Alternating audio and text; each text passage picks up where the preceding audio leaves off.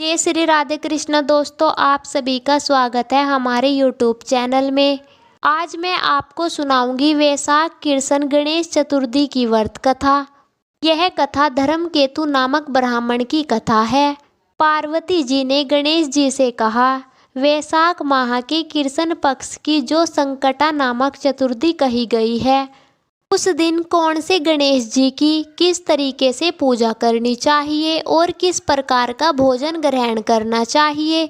गणेश जी ने उत्तर दिया, हे पार्वती जी, वैशाख माह में कृष्ण पक्ष की चतुर्थी को व्रत करना चाहिए। उस दिन वक्रतुंड नाम के गणेश जी की आराधना करके कमलगट्टे के हलवे का भोजन करना चाहिए। राजा युधिष्ठिर ने द्वापर युग में इस प्रश्न को पूछा था और जो कुछ भगवान श्री कृष्ण जी ने कहा था उसको मैं बताता हूँ।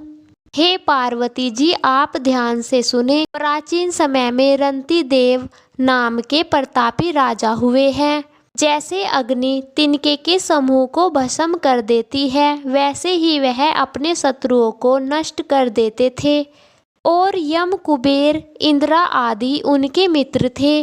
धर्मकेतु नाम का एक श्रेष्ठ ब्राह्मण उनके राज्य में रहता था। उनकी सुशीला और चंचला नाम की दो स्त्रियां थी। सुशीला सदैव कोई ना कोई व्रत करती रहती थी, अतः उनका शरीर दुर्बल हो गया था। इसके विपरीत चंचला कभी भी कोई उपवास नहीं करती थी। वह सदैव पेट भरकर भोजन किया करती थी। कुछ समय पश्चात सुशीला को एक सुंदर लक्षणों वाली कन्या हुई और चंचला को एक पुत्र पैदा हुआ। इस बात पर चंचला सुशीला को ताना मारकर बोली, अरे सुशीला, तूने इतने उपवास करके अपने शरीर को दुबला बना लिया है, फिर भी तूने एक दुर्बल कन्या को पैदा किया। मेरी तरफ देख, मैंने कभी व्रत नहीं किया, मैं कैसी हष्ट पुष्ट हूँ और वैसे ही बालक को मैंने जन्म दिया है। अपनी सौतन का यह व्यंग्य सुशीला के हृदय को पीड़ा देने लगा। वह विधिवत गणेश जी की पूजा करने लगी। संकटनाशक गणेश चतुर्थी को जब सुशीला ने भक्ति भाव से व्रत किया, तब रात को वरदायक गणेश जी ने उसे सपने में दर्शन दिए और बोले, हे सुशीला, तेरी आराधना से हम बहुत प्रसन्न हैं। मैं तुम्हें वरदान देता हूँ कि तेरी कन्या के मुख से निरंतर मोती व मूंगा गिरते रहेंगे। इससे तुम सदा खुश रहोगी।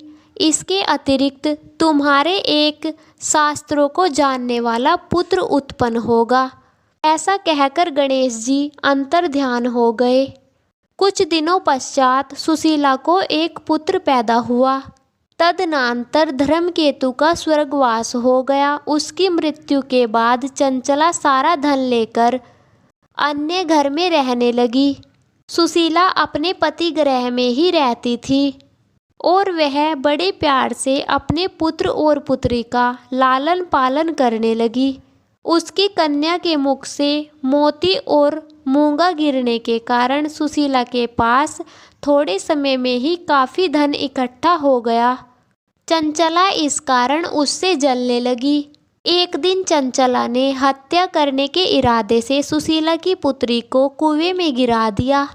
उस कुएं में गणेश जी ने उसके जीवन की रक्षा की तथा वह बालिका राजी खुशी अपनी माता के पास वापस लौट आई। ऐसा देखकर चंचला का मन क्रोधित हो उठा। वह विचारने लगी कि ईश्वर जिसकी रक्षा करता है उसे कोई भी नहीं मार सकता।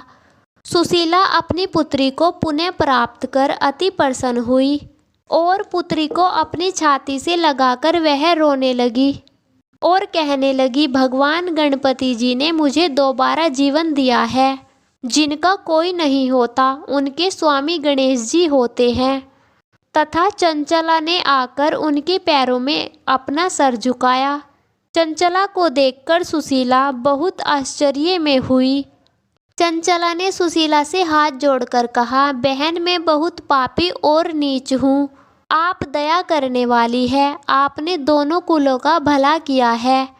आप मेरी गलतियों को क्षमा करें। जिसके भगवान रक्षक हैं उसका कोई कुछ नहीं बिगाड़ सकता। जो मनुष्य साधुओं और अच्छे पुरुषों के दोषों को देखते हैं वे अपने कर्म से स्वयं ही नाश को प्राप्त होते हैं। तत्पश्चात चंचला ने भी उस कष्टनाशक कथा पुण्य को देने वाले संकट नाशक गणेश जी के व्रत को किया और इसी कारण गणेश जी की कृपा से उन दोनों में आपस में दोस्ती हो गई। जिस पर गणेश जी प्रसन्न होते हैं उसके बैरी भी सखा बन जाते हैं। सुशीला के संकट नाशक गणेश चतुर्थी का व्रत किए जाने के फलस्वरूप उसकी सोच चंचला का मन पलट गया। श्री गणेश जी कहते हैं, हे देवी, मैंने पूर्व काल की सारी बात बता दी है। इस संसार में इससे सुंदर आपत्तियों को दूर करने वाला अन्य कोई व्रत नहीं। श्री कृष्ण जी कहते हैं, हे धर्मराज, आप भी ढंग पूर्वक गणेश जी का व्रत करें। इसे करने से आपको शत्रुओं पर विजय प्राप्त होती है तथा अष्ट सिद्धियाँ व नवनिधियाँ आपकी सेवा में रहेगी और कुछ समय पश्चात आप ही अपना राज्य प्राप्त करेंगे। तो दोस्तों, यह थी हमारी वैशाख कृष्ण पक्ष गणेश चतुर्थी की व्रत कथा। तो दोस्तों, आइए अब करते हैं भगवान गणेश जी की आरती। गणपति की सेवा मंगल की मेवा, सेवा से सब विघ्न टले।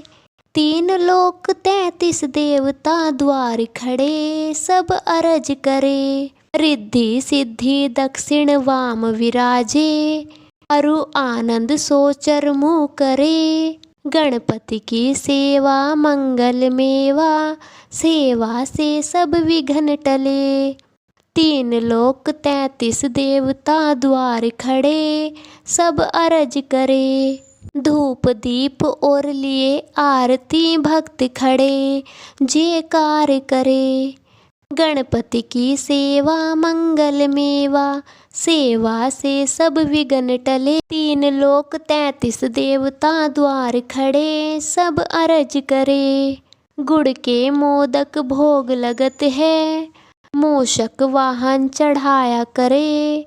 गणपति जी की सेवा मंगल मेवा, सेवा से सब विघ्न टले।